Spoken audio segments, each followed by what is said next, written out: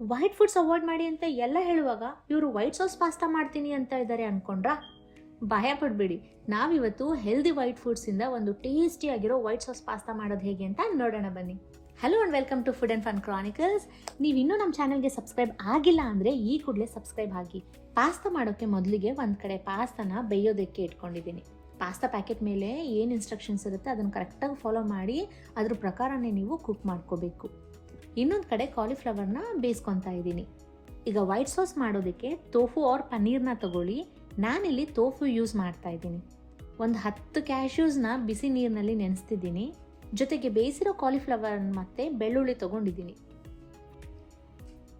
ಈಗ ಅಷ್ಟನ್ನು ಹಾಕಿ ಮಿಕ್ಸಿನಲ್ಲಿ ಒಂದು ಫೈನ್ ಪೇಸ್ಟ್ ಆಗೋವರೆಗೂ ರುಬ್ಕೋಬೇಕು. ಅಬ್ಬಾ, ನೋಡೋದಕ್ಕೆ ಎಷ್ಟು ರಿಚ್ ಆ್ಯಂಡ್ ಕ್ರೀಮಿ ಆಗಿದೆ ಅಲ್ವಾ? ಸೂಪರ್ ಆಗಿರೋ ವೈಟ್ ಸಾಸ್ ರೆಡಿ ಆಗಿದೆ. ಈಗ ಒಂದು ಪ್ಯಾನ್ನ ಬಿಸಿಗೆ ಇಟ್ಟು ಸ್ವಲ್ಪ ತುಪ್ಪ ಹಾಕ್ಕೊಳ್ಳಿ. ಅದಕ್ಕೆ ಸಣ್ಣಗೆ ಹಚ್ಚಿರೋ ಬೆಳ್ಳುಳ್ಳಿನ ಹಾಕಿ ಒಂದು ಒಳ್ಳೆ ಘಮ ಬರಬೇಕು ಅಲ್ಲಿವರೆಗೂ ಫ್ರೈ ಮಾಡೋಣ.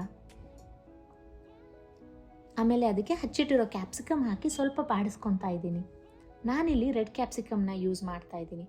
ಯಾಕೆ ಅಂದರೆ ರೆಡ್ ಕ್ಯಾಪ್ಸಿಕಮ್ನಲ್ಲಿ ಬೇರೆ ಕಲರ್ ಕ್ಯಾಪ್ಸಿಕಮ್ಸ್ಗಿಂತ ವೈಟಮಿನ್ ಎ ಆ್ಯಂಡ್ ಸಿ ಜಾಸ್ತಿ ಇರುತ್ತೆ. ಆದ್ದರಿಂದ ಇದು ಒಳ್ಳೆ ಇಮ್ಯುನಿಟಿ ಬೂಸ್ಟರ್. ಕ್ಯಾಪ್ಸಿಕಮ್ ಬಾಡಿಸ್ಕೊಂಡ್ಮೇಲೆ ಇದಕ್ಕೆ ಹೆಚ್ಚಿಟ್ಟಿರೋ ಪಾಲಕ್ ಸೊಪ್ಪನ್ನ ಹಾಕಿ ಸ್ವಲ್ಪ ಫ್ರೈ ಮಾಡ್ಕೊಬೇಕು. Palak is very rich in nutrients. Bone health support ಮಾಡುತ್ತೆ, ಡೈಜೆಷನ್ಗೆ ಹೆಲ್ಪ್ ಆಗುತ್ತೆ. ಇದು ಕೂಡ ಇಮ್ಯೂನ್ ಸಿಸ್ಟಮ್ನ ಸ್ಟ್ರಾಂಗ್ ಆಗಿಡುತ್ತೆ. ಹಾಗಾಗಿ ಆದಷ್ಟು ಊಟದಲ್ಲಿ ಇದನ್ನೆಲ್ಲ ಸೇರಿಸಿದ್ರೆ ಮಕ್ಕಳಿಗೆ ತುಂಬ ಹೆಲ್ತ್ ಬೆನಿಫಿಟ್ಸ್ ಸಿಗುತ್ತೆ.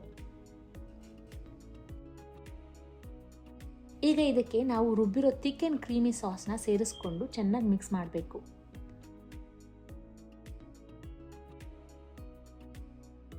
ಕನ್ಸಿಸ್ಟೆನ್ಸಿ ನೋಡಿಕೊಂಡು ನೀವು ನೀರು ಸೇರಿಸ್ಕೊಬೋದು.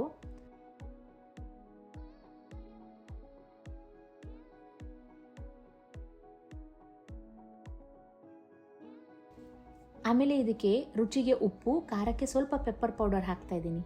ನಿಮಗೆ ಪೆಪ್ಪರ್ ಬೇಡ ಅಂದರೆ ಚಿಲ್ಲಿ ಫ್ಲೇಕ್ಸ್ನ ಬೆಳ್ಳುಳ್ಳಿ ಜೊತೆನೇ ಒಗ್ಗರಣೆ ಮಾಡ್ಕೊಳ್ಳಿ. ಒಂದ್ಸಲ ಇದನ್ನೆಲ್ಲ ಚೆನ್ನಾಗಿ ಮಿಕ್ಸ್ ಮಾಡ್ಕೊಳ್ಳಿ. ಆಮೇಲೆ ಇದಕ್ಕೆ ನಾವು ಬೇಯಿಸಿರೋ ಪಾಸ್ತಾನ ಸೇರಿಸ್ಕೊಬೇಕು. ಪಾಸ್ತಾನ ಸಾಸ್ನಲ್ಲಿ ಮಿಕ್ಸ್ ಮಾಡಿ ಒಂದು 2 to 3 ಮಿನಿಟ್ಸ್ ಕುಕ್ ಮಾಡ್ಕೋಬೇಕು. ಆವಾಗ ಸಾಸ್ನ ಎಲ್ಲ ಫ್ಲೇವರ್ಸು ಪಾಸ್ತಾಗೆ ಚೆನ್ನಾಗಿ ಇಟ್ಕೊಳ್ಳುತ್ತೆ. ಓವರ್ ಕುಕ್ ಮಾಡೋಕ್ಕೆ ಹೋಗಬೇಡಿ, ಜಸ್ಟ್ ಫ್ಲೇವರ್ಸ್ ಬ್ಲೆಂಡ್ ಆಗಬೇಕು ಅಷ್ಟೇ. ಈಗ ನಮ್ಮ healthy white sauce pasta ready ಆಗಿದೆ ನೋಡಿ. ನನ್ನ ಮಗ ಅಂತೂ ಈ ಪಾಸ್ತಾನ ತುಂಬ ಎಂಜಾಯ್ ಮಾಡ್ದ. ನೀವು ಟ್ರೈ ಮಾಡಿ. ಈ ರೆಸಿಪಿ ಇಷ್ಟ ಆದರೆ ಲೈಕ್ ಮಾಡಿ. ಮತ್ತಷ್ಟು ರೆಸಿಪೀಸ್ಗಾಗಿ ಸಬ್ಸ್ಕ್ರೈಬ್ ಮಾಡೋದು ಮರಿಬೇಡಿ. Thank you.